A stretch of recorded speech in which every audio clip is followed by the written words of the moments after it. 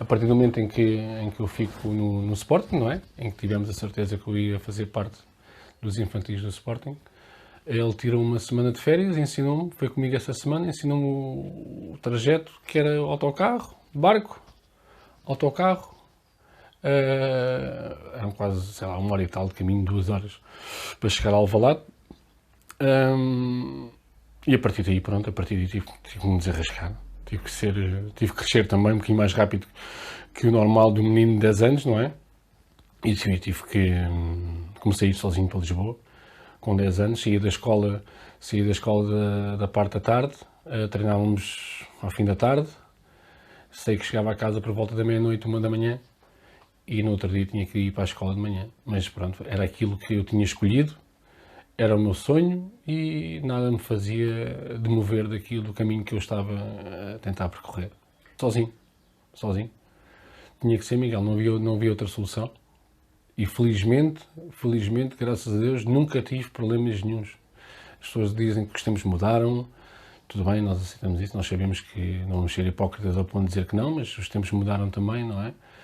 Antigamente, se calhar, não se falava tanto, ou não havia tanto esta coisa da violência, não é que sejamos um país de terceiro mundo, atenção.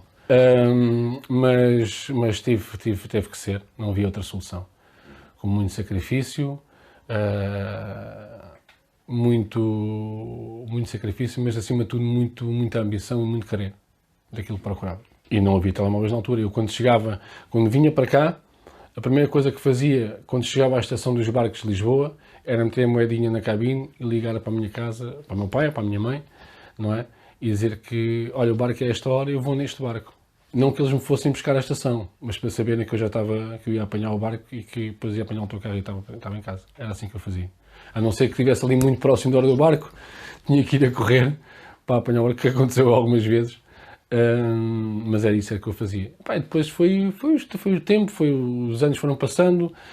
Lá está, o meu pai ensinou-me a ir de barco, de autocarro, autocarro, mas sempre eu lembro que apanhava 3 da Quinta da Lomba para a estação dos barcos, apanhava o barco, demorava meia hora, e depois apanhava o autocarro número 1, que descia mesmo ali à porta do estádio de Alvalade, praticamente. Isto ao fim de, se calhar, 6 meses, eu brincava com os autocarros, já saía entre campos, porque já apanhava outra, depois, entretanto, um metro. Ou seja, depois que comecei a crescer nesse aspecto também, já chegava assim, quando vinha de Alvalade, parava ali entre campos, porque depois já sabia que passava a linha verde, que antigamente eram aqueles autocarros de 2 andares que vinham do aeroporto, não paravam em tantas paragens e eu chegava mais rápido ao barco. Ou seja, já geria ali mais ou menos eu os transportes. Isto com 10 anos, sim. Isto com 10 anos, sozinho. Eu saía da escola, levava, digamos, a minha lancheira, o meu saco, com umas sandes, com qualquer coisa para comer, e lá ia eu. Saía de manhã, ia para a escola, não é? Pois também às vezes nós tínhamos a sorte de ter aulas, a maior parte das aulas de manhã. Torna-se uma rotina. Não é que eu tivesse uma infância diferente dos outros miúdos de 10 anos, que em certos aspectos foi muito diferente, porque se calhar deixei de brincar ou de ter as brincadeiras de miúdos de 10 anos para ter, entre aspas, outra brincadeira na minha vida, não é? Não deixei de fazer as coisas que uma criança de 10 anos fazia, como é óbvio, mas depois aquilo torna-se uma rotina. A escola, o treino, a escola. Eu lembro-me que à segunda-feira, que nomeadamente era quando nós tínhamos folga, aquilo para mim era uma confusão. Porque eu saía da escola e depois não sabia o que havia de fazer. Eu saía da escola e já não... Então o que é que eu fazia? Sabes como é que eu ocupava o meu tempo? Ia fazer os recados à minha mãe. Ia fazer tudo à minha mãe. A minha mãe precisava de ir à mercearia, eu vou. Ela ia buscar as coisas, eu vou. Para ocupar o tempo a passar depressa, porque terça-feira já entrava na minha rotina. Outra vez, já entrava nos meus hábitos. Eram os dias mais difíceis de gerir, era isso, porque lá está, porque tu agarras-te, lá está, não que eu não tivesse uma infância como qualquer criança de 10 anos teve, mas se calhar aquelas coisas da brincadeira, sei lá, também joguei ao Berlim, também joguei ao Lá Vai Alho, também brinquei nesse aspecto, estás a perceber, mas depois faltava-me ali qualquer coisa. E a qualquer coisa que era a minha rotina, o meu treino, a minha ida para Lisboa, não é? Porque isto, eu reparo, eu tive dos 10 aos 18 anos, praticamente 17 anos, a fazer isto. Estive na idade de infantil ao júnior, não é? A fazer este trajeto. E depois o mais engraçado disto tudo, é que tu vês todos os dias as mesmas pessoas, não é? Eu via todos os dias as mesmas pessoas. Tanto que eu aprendo a jogar a sueca no Barco do Barreiro. Com os senhores que antigamente vinham-se para a cave, eles jogavam a sueca, e muitas das vezes quando vinha para cá, muitas das vezes não era muitas das vezes, mas de vez em quando faltava um, e como eu estava sempre lá a vê-los jogar, de vez em quando eu jogava, claro que só fazia asneira, não é? Mas para mim aquilo era, espera aí que estou aqui com os homens, não é? Espera aí, imagina um miúdo de 12, 13 anos, não é? Ali sentes-te um homem também, não é? E foi essa vivência também que fui crescendo com estas pessoas também que me ajudaram. Já conhecia as pessoas todas do barco, os senhores que lançam a corda, que atam a corda, já os conhecia todos. Foi giro. Aquilo era tão engraçado que eu cheguei a um ponto de... O barco de manhã estava sempre muito cheio, não é? O pessoal de trabalho, aquele dia sempre a abarrotar. E eu comecei a ir ali para o corredor. Estamos a falar dos barcos antigos do Barreiro, antigos, mas bem antigos, não é? Comecei a ir ali para o corredor da Casa das Máquinas. Aquilo ali era um dia mais ou menos... Um gajo podia mais ou menos ali ir à vontade. Só que aquilo fazia um barulho tremendo, aquilo é mesmo ali ao pé das Casas das Máquinas. E eu cheguei a um ponto de conhecer um senhor em que ele comprava a bola e eu comprava o recorde e a gente trocava o jornal. Ou seja, o nosso ritmo era esse. Já sabíamos, porque havia dias... Isto começou por quê?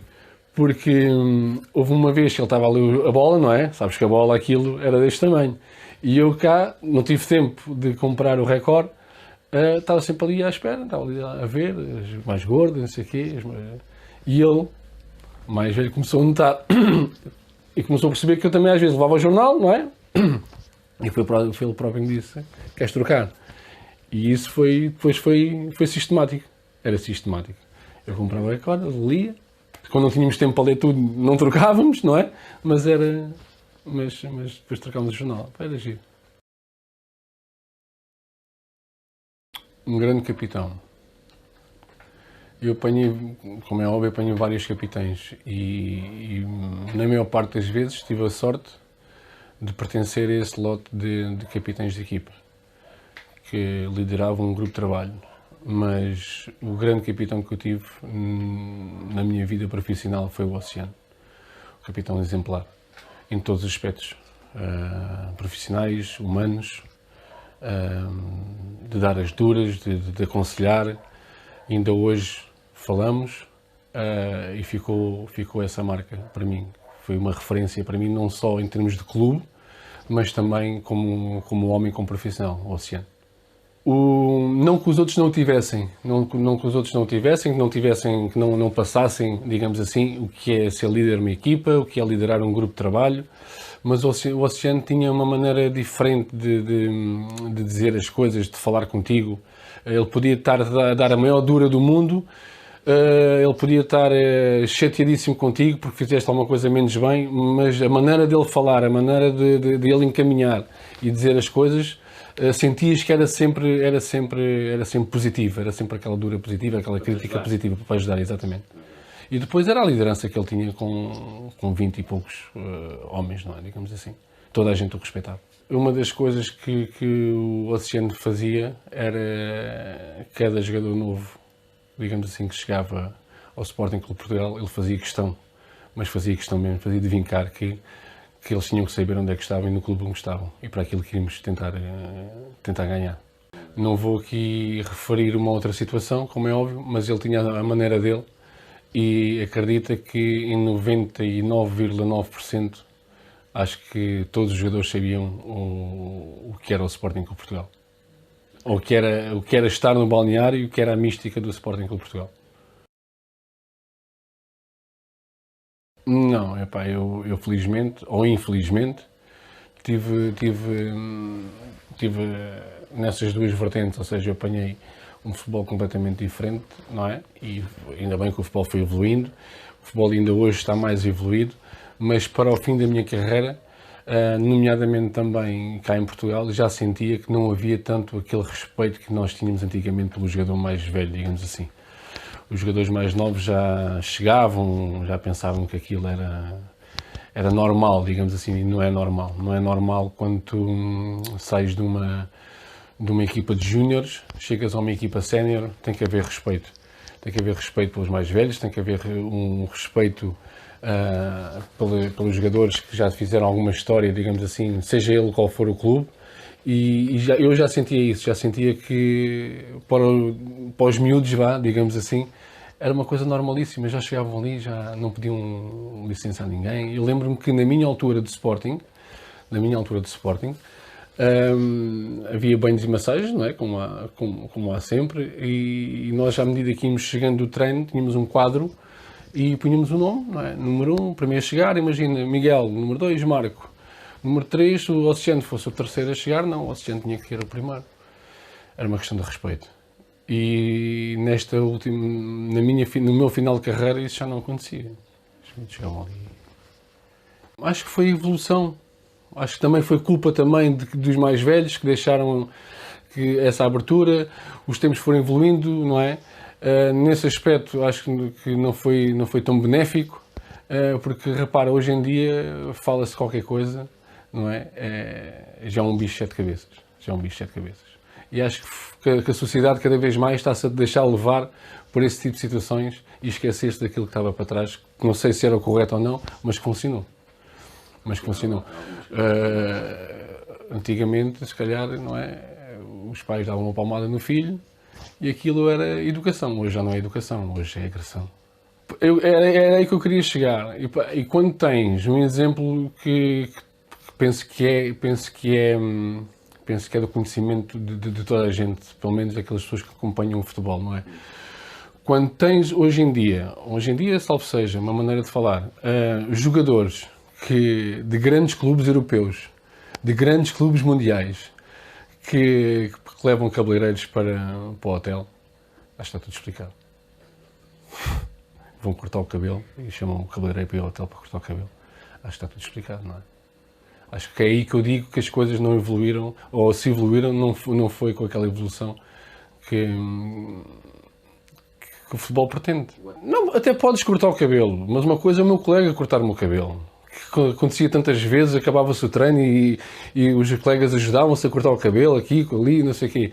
Isso é uma coisa que até faz bem em termos de grupo. Agora, chamar o cabeleireiro para ir ao hotel cortar o cabelo, isto não me passava pela cabeça.